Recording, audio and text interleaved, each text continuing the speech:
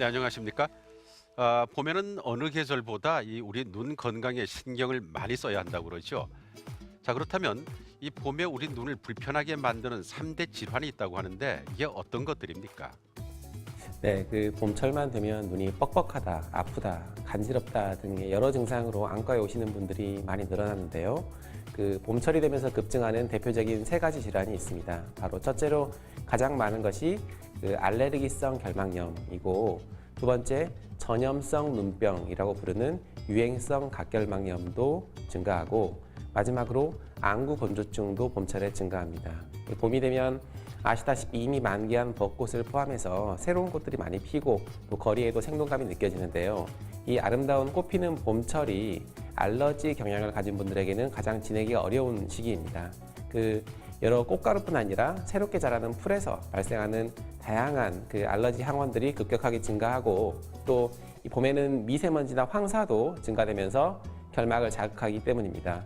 이와 더불어서 봄이 되시면은 꽃놀이를 가시기도 하고 쑥을 캐시는 등 야외 활동도 많아지시기 때문에 이에 알러지에 대한 노출이 많아져서 충혈이나 통증, 눈곱 또는 뻑뻑한 느낌 등으로 다양한 증상으로 안과에 내원하시는 분들이 많아지게 됩니다.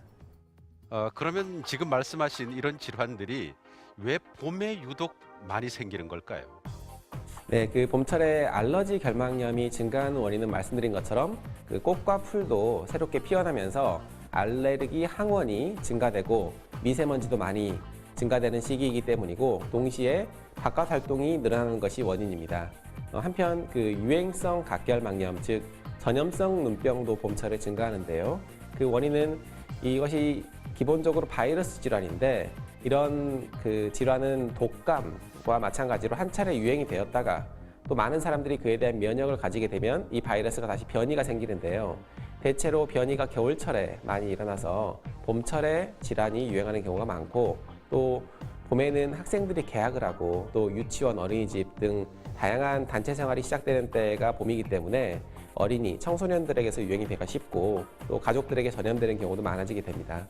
그리고 안구 건조증 역시 봄에 악화되는 경과를 보이는 경우가 많은데, 전체적으로 봄철에 건조하기도 하고 또 위에 말씀드린 알러지 등 결막 자극이 있는 경우에는 거기서 발생하는 경도의 염증이 눈물이 더 빨리 마르게 만들어서 눈이 건조해지고 뻑뻑하고 따가운 증상이 심해지게 됩니다. 그리고 또 이 봄이 되면 무엇보다도 이 황사하고 미세먼지 때문에 건강에 적신호가 오는 경우 많이 있지 않습니까?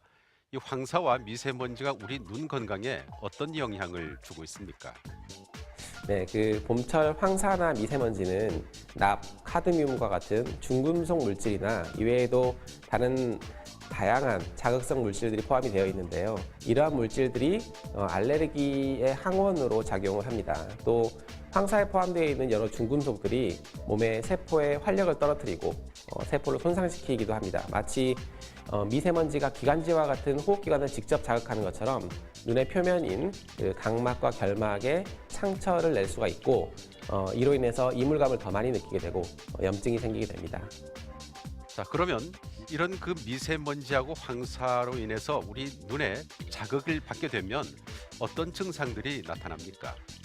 네, 황사나 미세먼지로 인해서 눈이 자극되는 경우에는 알러지 결막염과 아주 유사한 반응이 생깁니다. 우선 눈에 작은 미세먼지 입자로 자극이 되어서 상처가 나는 경우에는 마치 이 피부를 살살 이렇게 긁는 것이 반복되는 것처럼 눈에서 결막이 붓고 충혈이 생기고 또 그 자리에 통증 또는 가려움증을 느끼게 됩니다. 그리고 눈꺼풀도 같이 빨개지고 붓는 증상이 동반되기도 하고, 눈에 대한 자극이 많아지게 되면 이 반사적으로 눈물이 나게 되는 증상도 동반이 됩니다. 그리고 결막이 부어오르게 되면 거기서 점액 분비가 많아지게 되면서 끈적끈적하게 되기 때문에 눈에 마찰이 생겨서 뻑뻑한 느낌, 그리고 이물감이 생기게 됩니다. 이러한 눈의 각막과 결막 자극이 심해져서 상처가 생기고 또 심해지는 경우에는 각막의 궤양까지 발전할 수가 있습니다. 자, 그런 영향을 이제 미치는데요. 자, 그렇다면 외출을 안 하고 살 수도 없지 않습니까? 어떻게 하면 미세먼지하고 황사의 영향 줄일 수가 있겠습니까? 네, 뭐든지 병은 치료를 하는 것보다 원인을 교정하는 것이 중요합니다.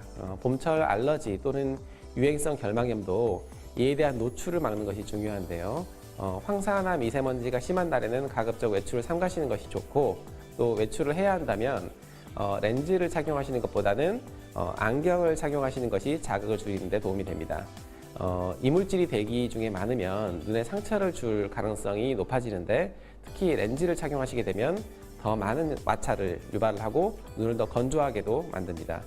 평소에 그 안경이나 렌즈를 착용하시지 않는 그런 분이라면 선글라스를 쓰시는 것도 이물질 방어에 좋고, 또 이 봄철의 자외선이 황반 변성이나 백내장을 유발할 수 있을 정도로 좀 강하기 때문에 선글라스가 도움이 되겠습니다. 만약에 눈에 이물이 들어갔을 경우에는 비비면 오히려 상처가 더 많이 날 수가 있기 때문에 절대로 눈을 비비지 말고, 이물감이 있다고 한다면 인공 눈물을 이용해서 눈에 흘려주듯이 씻어주는 것이 눈을 세척하는 가장 좋은 방법이 되겠습니다. 네, 말씀 잘 들었습니다. 이 황사라든가 미세먼지가 심한 날에는 이 컨택트 렌즈를 착용하는 것보다는 안경을 착용하는 것이 우리 눈 건강에 더 도움이 된다고 합니다. 이 렌즈를 착용하게 되면 눈에 마찰이 생기게 되고요. 또 눈이 건조해질 수 있기 때문이죠. 봄철에는 아무래도 이 눈 건강에 더 세심하게 신경을 많이 써야겠습니다. 자, 오늘도 스트레칭 함께 배워보시면서 이 시간 마무리하겠습니다. 내일 인사드립니다. 고맙습니다.